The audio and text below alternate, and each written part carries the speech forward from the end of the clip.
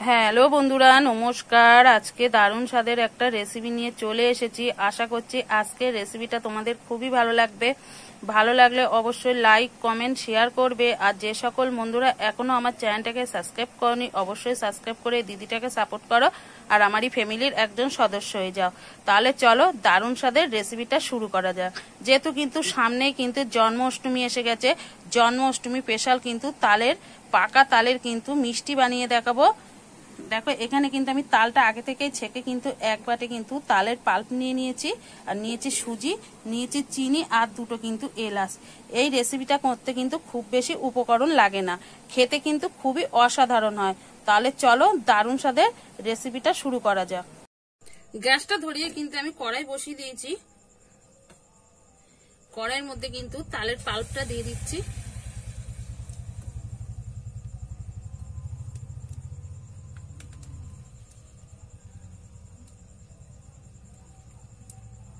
এবারে ভালো করে কিন্তু আমি একটু জাল করে নেব।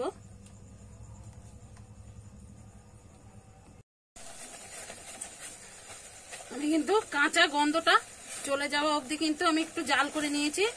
তালের যে কাঁচা গন্ধটা আছে সেটা কিন্তু যতক্ষণে না যাবে ততক্ষণই কিন্তু একটু জাল করে নিতে হবে।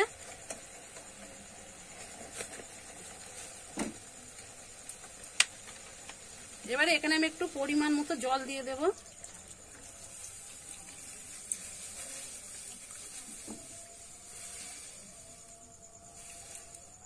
আর একটু কিন্তু আমি জল দিয়ে দিচ্ছি। এক বাটি সুজির জন্য কিন্তু 2 বাটি মতো জল দিয়ে নিতে হবে। যতটা সুজি তার ডবল কিন্তু জল দিতে হবে, নাহলে কিন্তু সুজিটা ভালোভাবে সিদ্ধ হবে না।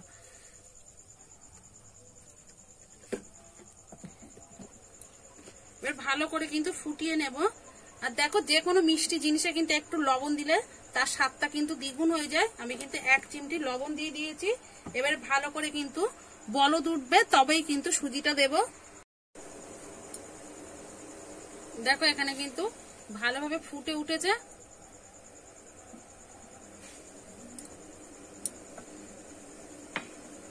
এখানে আমি একটু চিনি দিয়ে দেব। 1 চামচ কিন্তু আমি চিনি দিলাম, আর 1 চামচ, মোট 2 চামচ কিন্তু এখানে আমি চিনি দিয়ে দিলাম। ভালো করে আবার একটু কিন্তু নাড়িয়ে নেব। এবারে কিন্তু আমি সুজি দেব আর কিন্তু নাড়তে থাকবো। আর সুজি দেওয়ার সময় কিন্তু জালটা একদম কমে রাখতে হবে। এবারে কিন্তু আমি অল্প অল্প করে সুজি দেব আর নাড়তে থাকবো।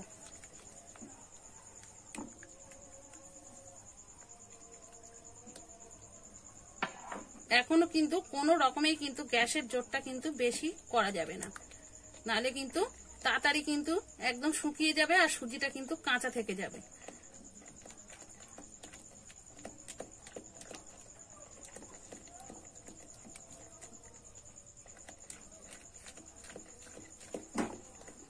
এইভাবে কিন্তু আমি নেড়ে চেড়ে কিন্তু একটা ডো হয়ে যাবে সেরকমই কিন্তু তৈরি করে নিতে হবে।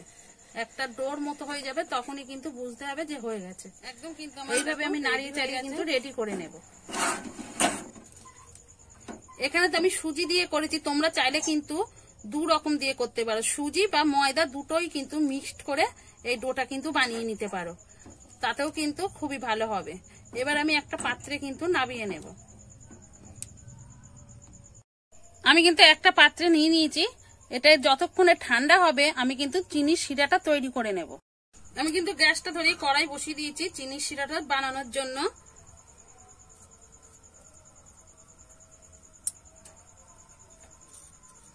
এখানে দেখো আমি 1 বাটির কিন্তু একটু কম চিনি নিয়েছি।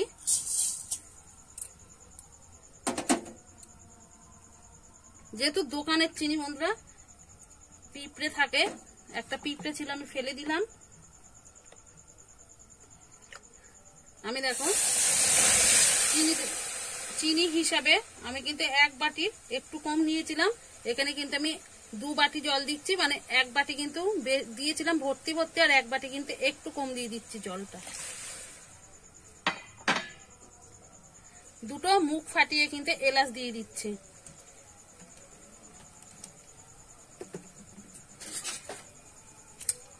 এবারে কিন্তু চিনির শিরাটা আমি তৈরি করে নেব।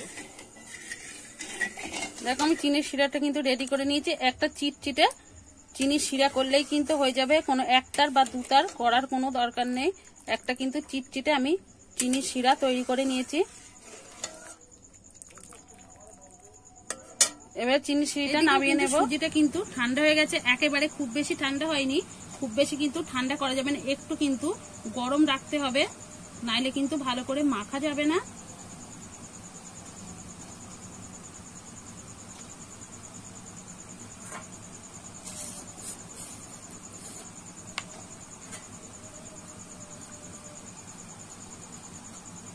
এখানে দেখো হাফ চামচের একটু কম কিন্তু বেকিং পাউডার দিচ্ছি, কেন যেহেতু সুজি দিয়ে মিষ্টিটা তৈরি করব, বেকিং পাউডারটা দিলে কিন্তু একটু মিষ্টিটা খুব সুন্দর নরম হবে।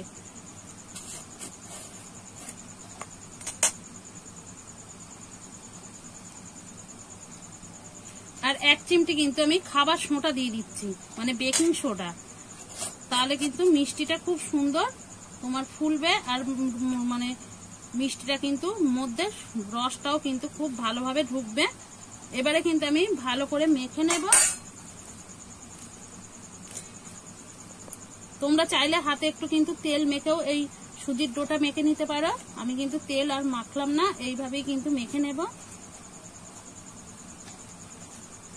তেলটা মাখলে হাতে অতটা জড়াবে না, আমি এইভাবে কিন্তু খুব সুন্দরভাবে কিন্তু মেখে নেব। দেখো খুব সুন্দর করে কিন্তু মেখে নিয়েছি। এবার এখান থেকে কিন্তু আমি লেচি কেটে নেব। যেরকম সাইজের আমি মিষ্টিটা বানাবো সেরকমই কিন্তু লেচি কেটে নিতে হবে। এইভাবে কিন্তু আমি সব লেচিগুলো কেটে নেব একই সাইজের।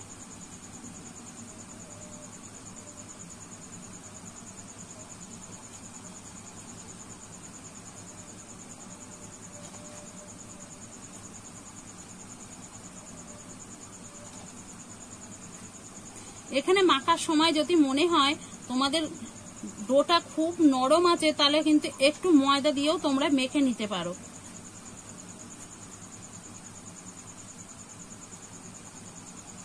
আমি কিন্তু সবগুলো একই সাইজের করব, তার জন্য কিন্তু আগে থেকে লেচিটা কেটে নিচ্ছি।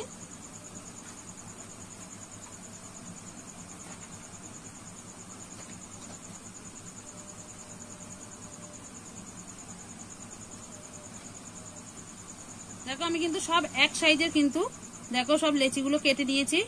এবারে কিন্তু আমি হাত দিয়ে এইভাবে কিন্তু পাকিয়ে নেব, নিয়ে এইভাবে কিন্তু একটু চ্যাপটা করে নেব।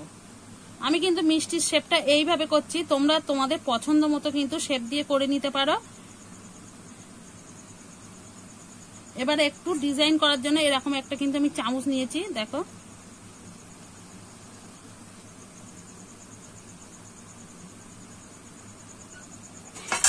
দেখতে বন্ধুরা দেখো কতটা অসাধারণ লাগছে। আমি এইভাবে কিন্তু সব মিষ্টিগুলো রেডি করে নেব। আবারও একটা কিন্তু দেখিয়ে দিচ্ছি। এইবারে এইভাবে কিন্তু হাত দিয়ে একটু চ্যাপটা করে নেব। আবারও কিন্তু এই চামচের সাহায্যে কিন্তু এইভাবে মিষ্টিটা আমি কিন্তু ডিজাইন দিয়ে নেব। খুব সহজ কিন্তু একটা রেসিপি, দেখো কত সুন্দর লাগছে। আমি কিন্তু একইভাবে সব মিষ্টিগুলো করে নেব। কিন্তু আমি দেখো সুন্দর করে তৈরি করে নিয়েছি, আর বন্ধুরা দেখতে কতটা অসাধারণ লাগছে। এবারে আমি একটা পাত্রে কিন্তু সব মিষ্টিগুলো নিয়ে নেব।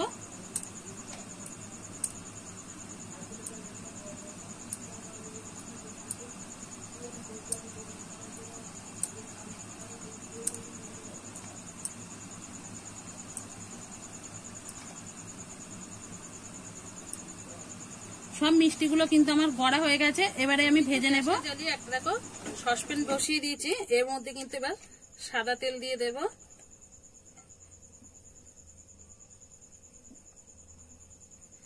এরকম কিন্তু চওড়া কিন্তু পাত্র হলে একসঙ্গে অনেকগুলো মিষ্টি ভাজা যাবে। গ্যাসের জোরটা আমি একটু বাড়িয়ে কিন্তু তেলটা ভালো করে গরম করে নেব।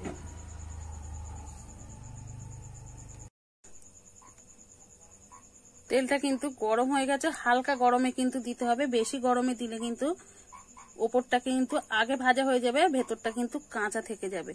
ওই জন্য কিন্তু অল্প গরমেই কিন্তু দিতে হবে, আর এই সময় কিন্তু গ্যাসের জোরটা কমিয়ে দিতে হবে।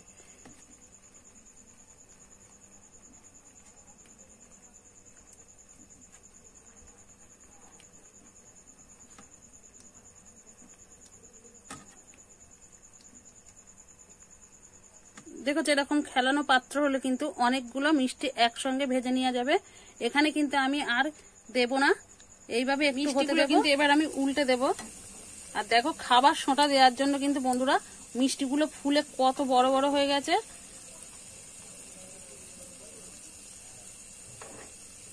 হালকা হাতেই কিন্তু উল্টে দিতে হবে।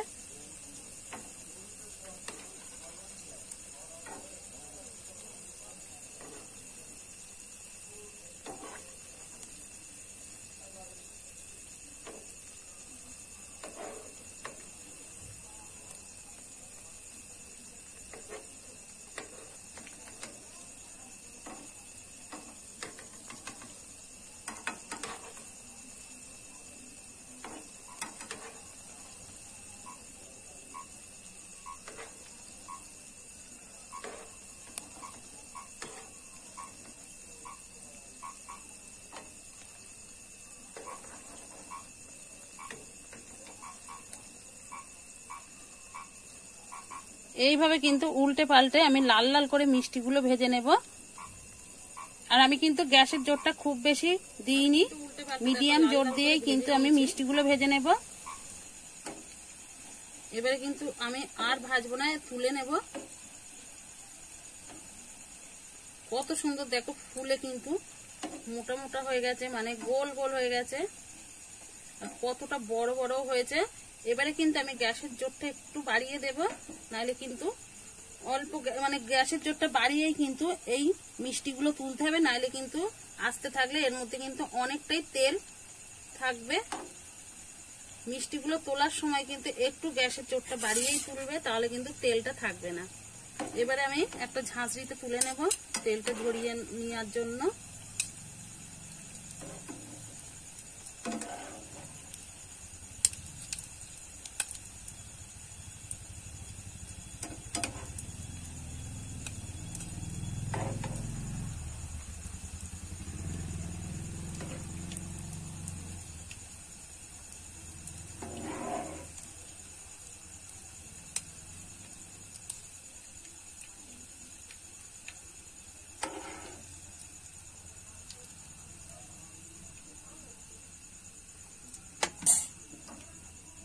সব মিষ্টিগুলো কিন্তু আমি তেলটা ভালো করে ঝরিয়ে তুলে নিচ্ছি।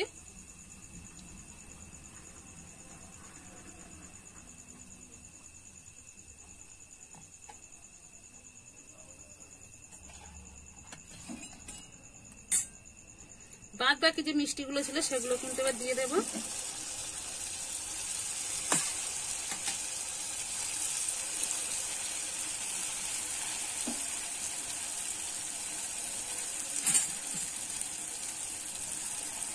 আমি এই মিষ্টিগুলো কিন্তু একইভাবে ভেজে নেব।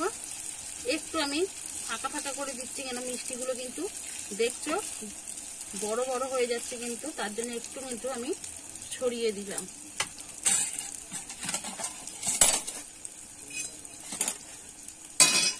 মিষ্টিগুলো দেখো বন্ধুরা ভাজার পরে কত সুন্দর লাগছে দেখতে।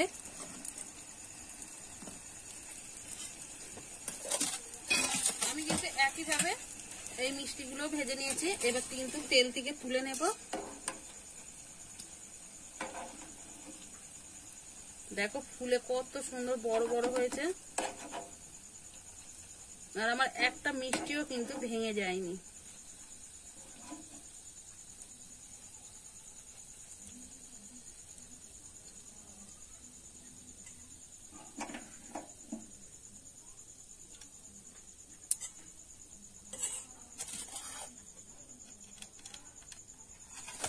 সব মিষ্টিগুলো কিন্তু আমার রেডি হয়ে গেছে। এবারে কিন্তু রসে দিয়ে দেব। ঠান্ডা হয়ে গেছে বলে আমি কিন্তু একটু গ্যাস জ্বালিয়ে গরম করে নিচ্ছি। রসটা কিন্তু একটু গরম থাকলেই দিতে হবে মিষ্টিটা, তবেই কিন্তু মিষ্টিটার মধ্যে ভালোভাবে রসটা ঢুকবে। আমি ওই জন্য কিন্তু একটু হালকা গরম করে আমি গ্যাসটা নিভিয়ে দিচ্ছি। আর মিষ্টিগুলো কিন্তু আমি দিয়ে দিচ্ছি।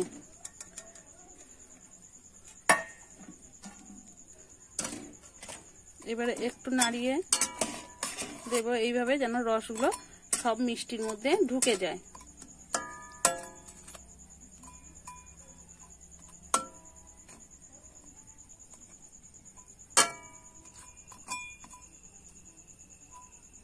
এই মিষ্টিগুলোর মধ্যে কিন্তু রস ঢুকতে খুব বেশি সময় লাগবে না।